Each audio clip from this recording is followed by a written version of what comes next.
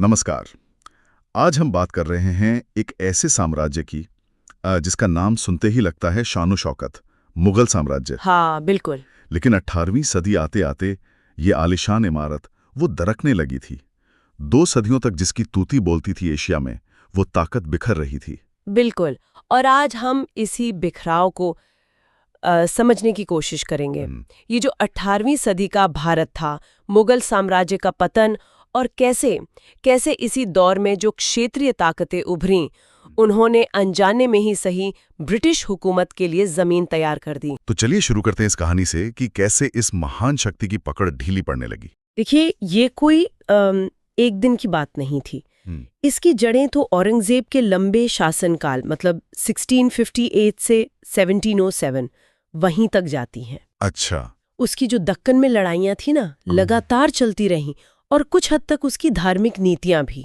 इन्होंने साम्राज्य के खजाने और स्थिरता दोनों पर गहरा असर डाला था। हाँ, ये तो सुना है। और फिर 1707 में उसकी मौत के बाद जो हुआ, उसने इस पतन की रफ्तार को, आप कह सकती हैं, कई गुना बढ़ा दिया। तो औरंगजेब के बाद क्या हालात थे? मतलब कोई मजबूत हाथ नहीं था जो सल्तनत को संभाल पाता? संभालने वाले हाथ तो थे, पर उनमें आपस में ही इतनी खींचतान थी कि सल्तनत कमजोर होती गई। औरंगजेब के बेटों में गद्दी के लिए खूनी जंग हुई, हाँ। जिसमें बहादुर शाह प्रथम जीता, 1707 से 12 तक रहा। उसने कुछ हद तक सुलह की कोशिश की, मराठा राजकुमार शाहू को छोड़ा, राजपूतों से रिश्ते सुधारे। लेकिन ये कोशिशें नाकाफी थी, और वो भी ज्यादा वक्त हुकूमत नहीं कर पाया। यानी अस्थिरता का दौर वो शुरू हो चुका था। हाँ, और ये बढ़ता ही गया। बहादुर शाह के बाद तो जैसे कमजोर शासकों की एक तरह से झड़ी लग गई। जहांदार शाह आया, जिसे एक ताकतवर दरबारी था, जुल्फिकार खान, उसने गद्दी पर बिठाया। अच्छा। उसने जजिया हटाया, पर साल भर में ही मारा गया। फिर फर्रुखसियर 1713 से 19। हाँ, फर्रुखसियर। उसे सैयद बंधुओं ने बादशाह बनाया। उन्हें तो किंग मेकर्स कहा जाने लगा था। King makers? जी हाँ। फर्रुखसियर ने भी धार्मिक नरमी दिखाई, अंग्रेजों को बंगाल में व्यापार का वो अहम फरमान भी दिया। हाँ, वो फरमान। लेकिन हुआ क्या, आखिर में उन्हीं सैयद बंधुओं ने उसे अंधा करके मरवा दिया। क्या, बादशाह को? हाँ, सोचिए, पहली बार ऐसा हुआ कि किसी मुगल बादशाह को उसके ही अमीरों ने तख्त से हटाकर मौत के घाट उतारा। बाप रे! मतलब किंग मेकर्स अब बादशाह असल ताकत नहीं रहे थे, बल्कि ताकतवर दरबारी गुट उन्हें नचा रहे थे। काफी हद तक यही हो रहा था। बिल्कुल। सैयद बंधुओं ने कुछ और कठपुतली बादशाह बिठाए, लेकिन फिर आया मोहम्मद शाह। उसका राज तो लंबा चला, 1719 से 48 तक, पर उसे इतिहास रंगीला के नाम से याद रखता है। रंगीला? हाँ। नाम क्यों? मतलब नाम से ही अंदाजा लग रहा है कि सल्तनत के कामों से ज्यादा दिलचस्पी कहीं और रही होगी। बिल्कुल सही समझे आप। उसके दौर में ऐशो आराम, दरबारी साजिशें, ये सब चरम पर थीं। प्रशासन पर पकड़ ढीली पड़ गई। तो फिर साम्राज्य का क्या हुआ? इसी का नतीजा था कि निजामुल मुल्क जैसा ताकतवर सूबेदार और दक्कन गया, और 1724 में हैदराबाद रियासत की, आप कह सकती हैं, लगभग आजाद बुनियाद रख दी। अच्छा। हाँ, हैदराबाद की। हाँ। और अवध, बंगाल जैसे अमीर सूबे, वो भी नाम के लिए ही दिल्ली के अधीन रह गए। ओहो। और इसी रंगीला बादशाह के वक्त में हुआ वो भयंकर हमला जिसने मुगल साम्राज्य की कमर ही तोड़ दी, नादिर शाह का हमला। हाँ, आपने बाहरी हमलों का जिक्र किया था शुरू में। ये नादिर शाह कौन था ये, और इसका हमला इतना विनाशकारी क्यों साबित हुआ? नादिर शाह वो ईरान यानी फारस का शासक था। बहुत महत्वाकांक्षी और ताकतवर फौजी लीडर था वो। उसने 1738-39 में हिंदुस्तान पर चढ़ाई की। अब मुगल फौज उस वक्त वो अंदरूनी फूट और कमजोरी का शिकार थी, तो मुकाबला नहीं कर पाई होगी। बिल्कुल नहीं। नतीजा, फरवरी 1739 में करनाल की लड़ाई हुई, और नादिर शाह ने मुगल फौज को बुरी तरह हराया, धूल चटा दी। और दिल्ली का क्या हुआ? राजधानी थी वो तो। बादशाह मोहम्मद शाह? वो बंदी बना लिया गया। नादिर शाह दिल्ली में दाखिल हुआ, और फिर शुरू हुई लूटपाट और कत्लेआम का वो सिलसिला, जिसने दिल्ली को हिला कर रख दिया। बाप रे, कत्लेआम। हाँ, कहते हैं वो यहाँ से तख्ते ताऊस, वो जो मयूर सिंहासन था, हाँ, मशहूर सिंहासन, और कोहिनूर हीरा, और अंदाजन 70 करोड़ की दौलत लूट कर ले गया। 70 करोड़ उस जमाने में? हाँ। इस हमले ने न सिर्फ मुगल खजाने को खाली किया, बल्कि उनकी इज्जत को भी, मतलब मिट्टी में मिला दिया। उत्तर पश्चिम की सरहद तो जैसे लावारिस ही हो गई। ये तो वाकई भयानक था। क्या इसके बाद हमले रुके या ये सिलसिला चलता रहा? नहीं रुका नहीं, बल्कि ये सिलसिला जारी रहा। नादिर शाह का ये कमांडर था, अहमद शाह अब्दाली। वो बाद में अफगानिस्तान का शासक बना। अब्दाली, हाँ, नाम सुना है। उसने तो जैसे हिंदुस्तान पर हमलों की झड़ी लगा दी। 1748 से 1767 के बीच वो कई बार आया।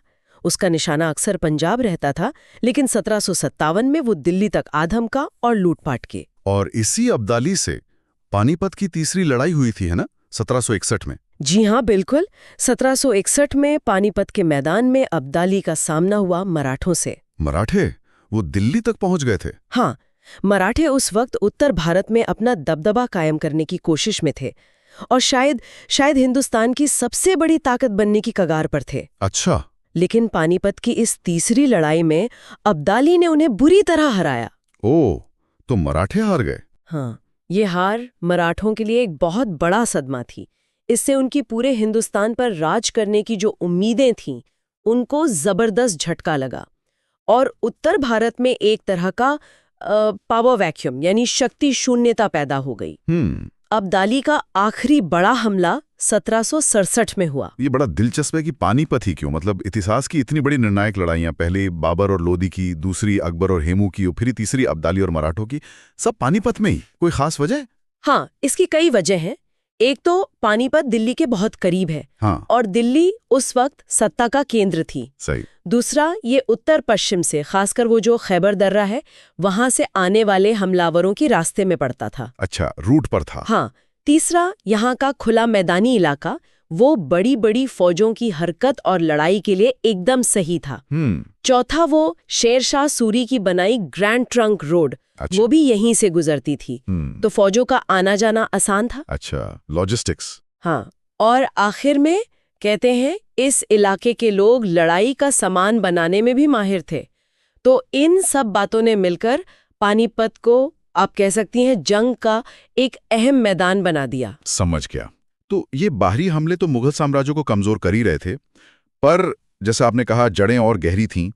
क्या अंदरूनी तौर पर भी सब कुछ ठीक था? कहीं ऐसा तो नहीं कि इमारत वो अंदर से ही खोखली हो रही थी? आप बिल्कुल सही जगह चोट कर रहे हैं। बाहरी हमले तो एक तरह से लक्षण थे, असल बीमारी तो अंदर ही पल रही थी। मुगल साम्राज्य के पतन के पीछे कई गहरे अंदरूनी कारण थे। जैसे कि? सबसे बड़ी कमजोरी क्या नजर आती है? शायद सबसे बड़ी कमजोरी थी उत्तराधिकार का कोई साफ नियम ना होना। अच्छा, मतलब अगला बादशाह कौन बनेगा ये तय नहीं था। हाँ, औरंगजेब के बाद लगभग हर बादशाह की मौत के बाद शहजादों में खूनी जंग छिड़ी। हो। इससे न सिर्फ बेशकीमती जानें और संसाधन बर्बाद हुए, बल्कि दरबार में अमीरों के गुट बन गए। हर गुट अपने अपने शहजादे को बादशाह बनाना चाहता था। गुट से हो गई। बिल्कुल। इससे लगातार अस्थिरता बनी रही। और जो बादशाह बने उनकी काबिलियत का भी सवाल था शायद। यकीनन। औरंगजेब के बाद के ज्यादातर बादशाह बहादुर शाह को छोड़ दें तो कमजोर थे, अयोग्य थे, ऐशो आराम में डूबे रहने वाले साबित हुए। उनका ध्यान सल्तनत चलाने से ज्यादा दरबारी साजिशों और अपनी निजी जिंदगी पर रहता था। अब जब बादशाह कमजोर होगा तो अमीर यानी नोबिलिटी वो तो बेलगाम हो ही जाएगी। सही बात है। वही हुआ।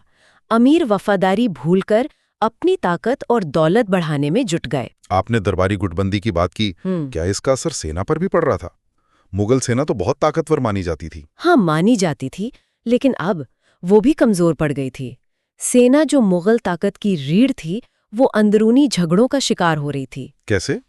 वो जो मनसबदारी व्यवस्था थी ना, जिसके तहत अफसरों को रैंक और जागीरें मिलती थीं, उसमें खराबी आ गई थी। अच्छा। युवा में अनुशासन ढीला पड़ गया, हथियार पुराने पड़ गए, उनकी लड़ने की ताकत कम हो गई। वो ना तो नादिर शाह और अब्दाली जैसे हमलावरों का ढंग से मुकाबला कर पाई, न ही मराठों जैसी अंदरूनी ताकतों का। तो सेना भी एक वजह बनी। हाँ, विलियम इरविन जैसे कुछ इतिहासकार तो मानते हैं कि सेना की यही कमजोरी पतन का सबसे बड़ा कारण थी। और अर्थव्यवस्था का क्या हाल था? एक जागीरदारी संकट का जिक्र बार बार आता है इतिहास में। ये क्या था और इसका कितना असर पड़ा? ये एक बुनियादी समस्या थी जिसने साम्राज्य की नींव हिला दी। सोचिए, साम्राज्य में बड़े अधिकारियों मतलब मनसबदारों की संख्या तो बढ़ गई, लेकिन उन्हें तनख्वाह के बदले देने के लिए उपजाऊ जमीनें यानी जागीरें वो कम पड़ गईं। ओह, जमीन कम पड़ गई। हाँ, और जिन्हें मिली भी वो उससे पूरा पैसा वसूल नहीं कर पा रहे थे, क्योंकि या तो हालात खराब थे या स्थानीय ताकतें रोड़ा अटका रही थीं। तो फिर नतीजा, अधिकारी नाखुश। अब वो क्या करें? या तो किसानों को ज्यादा निचोड़ें, या सीधे दिल्ली से पैसे मांगें, या फिर अपनी चलाएं। बिल्कुल अपनी जागीर वाले इलाके में ही अपनी पकड़ मजबूत कर लें, दिल्ली की परवाह किए बिना। इसी से पूरा सिस्टम चरमराने लगा। अच्छा। सतीश चंद्रा जैसे इतिहासकार मानते हैं कि यह सिर्फ आर्थिक नहीं बल्कि एक संस्थागत संकट था जो पतन की जड़ में था। तो इसका मतलब ये हुआ कि जब अमीरों को दिल्ली से पैसा या जमीन ठीक से नहीं मिली तो उन्होंने अपने सूबों में ही अपनी ताकत बढ़ानी शुरू कर दी और दिल्ली को भूल गए। बिल्कुल, इसी ने क्षेत्रीय ताकतों के उदय को हवा दी और साथ ही जमींदार जो गांव के स्तर पर ताकतवर थे और लगान वसूलने में मदद करते थे, हाँ, जमींदार, उन्होंने भी दिल्ली की कमजोरी का फायदा उठाया, अपनी ताकत बढ़ाई, किसानों पर अपना कंट्रोल बढ़ाया और कई जगह तो मुगल हुक्म मानने से इनकार कर दिया, अपनी छोटी छोटी रियासतें खड़ी करने लगे। तो मतलब चारों तरफ से पकड़ ढीली हो रही थी। हाँ। और औरंगजेब की नीतियां आपने शुरू में जिक्र किया था, क्या वो भी जिम्मेदार थीं सबके लिए? हाँ, कई इतिहासकार हैं जैसे JN सरकार, वो मानते हैं कि औरंगजेब की कुछ नीतियां, खासकर उसकी दक्कन में वो लंबी और महंगी लड़ाइयां, राजपूतों से बिगड़ते रिश्ते और जजिया जैसा कर लगाकर या मंदिर तुड़वाकर हिंदुओं को नाराज करने की नीति, इन सब ने साम्राज्य को अंदर से कमजोर किया। अच्छा। इन नीतियों ने राजपूतों, सिखों, जाटों और मराठों को मुगलों के खिलाफ खड़ा कर दिया। हालांकि इरफान हबीब जैसे इतिहासकार आर्थिक और कृषि संकट को ज्यादा बुनियादी वजह मानते हैं। तो अलग अलग विचार हैं इस पर। हाँ, अलग अलग जोर है। सच शायद ये है कि कई सारी चीजें वो एक साथ हो रही थीं, सब गड़बड़ चल रहा था। तो मतलब कमजोर बादशाह, दरबारी झगड़े, सेना का नाकारापन, जागीरदारी का संकट, जमींदारों का विद्रोह, औरंगजेब की विरासत और ऊपर से नादिर शाह और अब्दाली के हमले, बाप रे, इन सब ने मिलकर मुगल साम्राज्य को ढा दिया। हाँ बिल्कुल, ये एक मल्टी लेयर प्रॉब्लम थी, कोई एक वजह नहीं थी, कई वजहों ने मिलके इस अंजाम तक पहुंचाया। साम्राज्य इतना बड़ा हो गया था कि कमजोर हाथों से उसे संभालना मुश्किल था। लगातार लड़ाइयों ने खजाना खाली कर दिया था और शायद सबसे बड़ी बात, वक्त के साथ जरूरी बदलाव लाने में भी नाकामी रही। ये तो हुई दिल्ली और मुगल बादशाहत की बात, लेकिन जब केंद्र इतना कमजोर हो रहा था तो देश के दूसरे हिस्सों में क्या हो रहा था? आपने एक क्षेत्रीय ताकतों के उदय का जिक्र किया था, ये कौन सी ताकतें थीं जो उभर रही थी? हाँ, ये वो दौर था जब मुगल सूरज डूब रहा था और कई छोटे छोटे दिए अपनी रोशनी फैलाने लगे थे। जैसे जैसे दिल्ली की पकड़ ढीली हुई, सूबेदार और स्थानीय सरदार वो अपनी आज़ादी का रास्ता बनाने लगे। हम इन उभरती हुई ताकतों को समझने के लिए 3 हिस्सों में बांट सकते हैं। अच्छा, वो कौन से 3 हिस्से हैं, बताइए। पहली किस्म थी उत्तराधिकारी राज्यों की, मतलब सक्सेसर स्टेट्स। Successor states. हाँ, ये असल में मुगल सूबे ही थे जिनके गवर्नरों ने दिल्ली का हुक्म मानना काफी कम कर दिया और अपने सूबे के लगभग आजाद मालिक बन बैठे। पर आजादी घोषित नहीं की? नहीं, दिखावे के लिए अब भी मुगल बादशाह को ही हिंदुस्तान का शहंशाह मानते थे। इनमें सबसे बड़े नाम है अवध, जिसे सादत खान बुरहान उल मुल्क ने खड़ा किया। अवध के नवाब। हाँ, बंगाल, जिसकी नींव मुर्शिद कुली खान ने डाली, और हैदराबाद, जिसे निजामुल मुल्क आसफ जहां ने अपनी रियासत बनाया। अच्छा, हैदराबाद, बंगाल, अवध, ये तो बड़े नाम हैं। ठीक है, ये तो हुए वो जो मुगल ढांचे से ही निकले। दूसरी किस्म कौन सी थी? दूसरी किस्म थी स्वतंत्र राज्यों की, इंडिपेंडेंट किंगडम्स। Independent kingdoms. ये वो रियासतें थीं जो या तो कभी मुगल कंट्रोल में पूरी तरह आई ही नहीं थीं, या जिन्होंने मुगलों की कमजोरी का फायदा उठाकर अपनी पुरानी आज़ादी फिर से हासिल कर ली। जैसे दक्षिण में मैसूर, जहां पहले वोडियार राजा थे, पर बाद में हैदर अली और टीपू सुल्तान जैसे ताकतवर हुक्मरान उभरे। हाँ, टीपू सुल्तान। केरल में त्रावणकोर का राज्य राजा मार्तंड वर्मा के वक्त में काफी मजबूत हुआ, और राजपूत रियासतें जैसे जोधपुर, आमेर यानी जयपुर, इन्होंने भी अपनी स्वायत्तता बढ़ाई। पर अफसोस कि इनकी आपसी लड़ाइयों ने इन्हें कमजोर रखा। राजपूतों की आपसी लड़ाई। और तीसरी किस्म थी नए राज्यों की। New states. नए राज्य। हाँ, ये वो ताकतें थीं जो सीधे सीधे मुगलों के खिलाफ बगावत करके खड़ी हुई थीं। इनमें सबसे बड़ा नाम है मराठों का। मराठे, हाँ। पेशवाओं की अगुवाई में वो 18वीं सदी के मध्य तक हिंदुस्तान की शायद सबसे बड़ी फौजी ताकत बन गए थे। पानीपत से पहले? हाँ, पानीपत से पहले। उनका असर मालवा, गुजरात से लेकर दिल्ली के दरवाजे तक पहुंच गया था। हालांकि पानीपत की हार उनके लिए, जैसा हमने कहा, बड़ा झटका साबित हुई। मराठों के अलावा और कौन थे इस तीसरी किस्म में नए राज्यों में? पंजाब में सिख एक बड़ी ताकत बनकर उभरे। गुरु गोबिंद सिंह जी ने उन्हें खालसा पंथ में संगठित किया था। हाँ। नादर शाह और अब्दाली के हमलों ने जो उथल-पुथल मचाई ना, उसका फायदा उठाकर सिखों ने मिसलों में, मतलब छोटी कन्फेडरेसीज में संगठित होकर अपनी ताकत बढ़ाई। मिसलें? हाँ, आगे चलकर महाराजा रंजीत सिंह ने इन्हीं मिसलों को जोड़कर एक बड़ा सिख साम्राज्य कायम किया। अच्छा। इसी तरह दिल्ली आगरा के इलाके में जाटों ने चूड़ामन और बदन सिंह के नेतृत्व में भरतपुर की मजबूत रियासत बनाई। जाट रियासत भरतपुर? हाँ, और गंगा के मैदानी इलाकों में अफगान पठानों ने रुहेलखंड और फर्रुखाबाद जैसी रियासतें कायम की। तो मतलब हिंदुस्तान का नक्शा वो पूरी तरह बदल रहा था। एक बड़ी केंद्रीय सत्ता की जगह कई छोटी बड़ी ताकतें ले रही थीं और वो आपस में ही लड़-भिड़ रही थीं। बिल्कुल। 18वीं सदी का मध्य आते आते मुगल बादशाह वो सिर्फ नाम का रह गया था। असली ताकत इन्हीं क्षेत्रीय शक्तियों के हाथ में थी। लेकिन इनमें से कोई भी इतनी ताकतवर नहीं थी कि वो मुगलों की जगह लेकर पूरे देश को एक कर सके। ये राजनीतिक बिखराव का दौर था। ये तो हुई बादशाहों, नवाबों और सरदारों की बात। लेकिन इस पूरे राजनीतिक उथल-पुथल और सत्ता के बदलते केंद्रों के बीच आम लोगों की जिंदगी कैसी चल रही थी? क्या समाज और अर्थव्यवस्था पर भी इस बिखराव का असर दिख रहा था? हाँ, यकीनन असर दिख रहा था, लेकिन तस्वीर थोड़ी मिली-जुली थी। 18वीं सदी का हिंदुस्तान वो विरोधाभासों से भरा था। एक तरफ राजनीतिक अस्थिरता थी, लड़ाइयां थीं, तो दूसरी तरफ व्यापार काफी हद तक फल फूल रहा था। अच्छा, व्यापार चल रहा था? हाँ, समाज की बात करें तो जबरदस्त अमीरी और उतनी ही जबरदस्त गरीबी वो साथ साथ दिखती थी। ज्यादातर किसान, कारीगर, मजदूर वो मुश्किल हालात में जी रहे थे। खेती किसानी का क्या हाल था, जो कि ज्यादातर लोगों का पेशा था उस वक्त? खेती ही अर्थव्यवस्था का आधार थी, पर तकनीक के मामले में पिछड़ी हुई थी। किसान मेहनत तो बहुत करते थे, लेकिन सिंचाई के साधन कम थे, औजार पुराने थे, और उनकी मेहनत का बड़ा हिस्सा वो लगान के तौर पर सरकार, जमींदार या जागीरदार ले जाते थे। उन्हें अपनी उपज का बहुत कम हिस्सा मिल पाता था। तो मतलब मेहनत किसान की, मलाई किसी और की। कुछ वैसा है।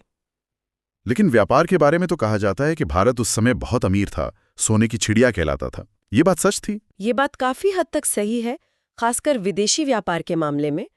भारत अपने हाथ से बने सामान, खासकर सूती और रेशमी कपड़ों के लिए दुनिया भर में मशहूर था। हाँ, कपड़े। इसके अलावा मसाले, नील, चीनी, अफीम वगैरह भी बाहर भेजे जाते थे। बदले में बाहर से सोना चांदी बहुत आता था, क्योंकि हमें बाहर से ज्यादा कुछ मंगाना नहीं पड़ता था। अच्छा, ट्रेड सरप्लस था। हाँ, ढाका, मुर्शिदाबाद, सूरत, अहमदाबाद, मछलीपट्टनम, ये सब शहर कपड़ा बनाने और व्यापार के बड़े अड्डे थे। जहाज बनाने का काम भी होता था, खासकर महाराष्ट्र, आंध्र और बंगाल के तटों पर। तो हाँ, देश में दौलत तो थी, पर वो कुछ ही हाथों में सिमटी हुई थी। समझ गया। और तालीम यानी शिक्षा, क्या उसमें कोई तरक्की हो रही थी या वो भी पिछड़ी हुई थी? शिक्षा का हाल बहुत अच्छा नहीं था। ये ज्यादातर पुरानी परंपराओं पर आधारित थी। साहित्य, मजहब, फलसफा, कानून, मतलब प्रैक्टिकल नॉलेज कम थी। हाँ, विज्ञान, तकनीक और दुनिया में जो नई खोजें हो रही थीं, उन पे ज्यादा ध्यान नहीं था। शुरुआती तालीम के लिए हिंदुओं के पाठशाला और मुसलमानों के मकतब थे, जो ज्यादातर मजहबी तालीम देते थे। ऊंची तालीम के लिए बनारस, नदिया, पटना जैसी जगहें थीं, पर उनका सिलेबस भी ज्यादातर पुराना ही था। लड़कियों की तालीम तो बहुत ही कम थी। तो मतलब समाज आगे नहीं बढ़ पा रहा था। शायद यही वजह थी कि समाज नई चुनौतियों का सामना करने के लिए पूरी तरह तैयार नहीं हो पा रहा था। और समाज का ढांचा कैसा था? जाति पाति, महिलाओं की स्थिति, क्या वो सब वैसे ही था? समाज काफी हद तक हाँ, जाति और मर्दवादी सोच पर टिका था। हिंदुओं में वर्ण व्यवस्था और हजारों जातियां थीं, जिनके नियम बहुत सख्त थे। मुसलमानों में भी ऊंच नीच का भेद था, जैसे बाहर से आए अशरफ और यहीं के अजलाफ। अच्छा, उनमें भी था। हाँ, परिवार में मर्दों का दबदबा था। महिलाओं की हालत वो अच्छी नहीं थी। पर्दा, कम उम्र में शादी, बहुविवाह, ये सब आम था। और सती प्रथा? सती प्रथा भी कहीं कहीं, खासकर ऊंची जातियों में जारी थी। विधवाओं की जिंदगी तो बहुत ही मुश्किल थी। हाँ, जयपुर के राजा सवाई जयसिंह जैसे कुछ लोगों ने विधवा विवाह की कोशिश की, पर ज्यादा कामयाब नहीं हुए। यानी सामाजिक बुराइयां काफी थी। हाँ। क्या गुलामी भी थी उस वक्त, स्लेवरी? हाँ, गुलामी भी समाज का हिस्सा थी। घरों में काम करने के लिए और कभी-कभी सेना में भी गुलाम रखे जाते थे। ओह।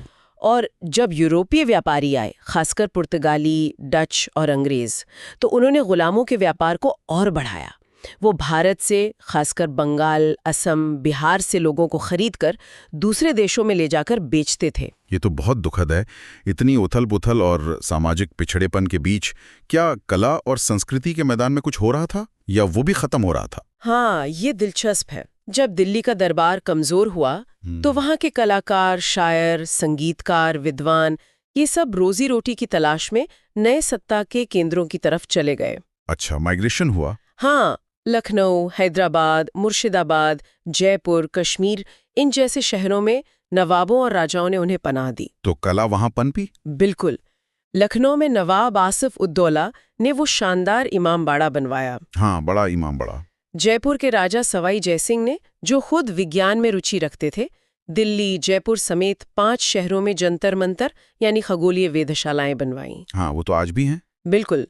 पेंटिंग में राजपूताना और कांगड़ा शैली की खूबसूरत तस्वीरें वो इसी दौर में बनी। और साहित्य के बारे में, भाषाओं का क्या हुआ? ये उर्दू जबान और शायरी के लिए बहुत अहम दौर था।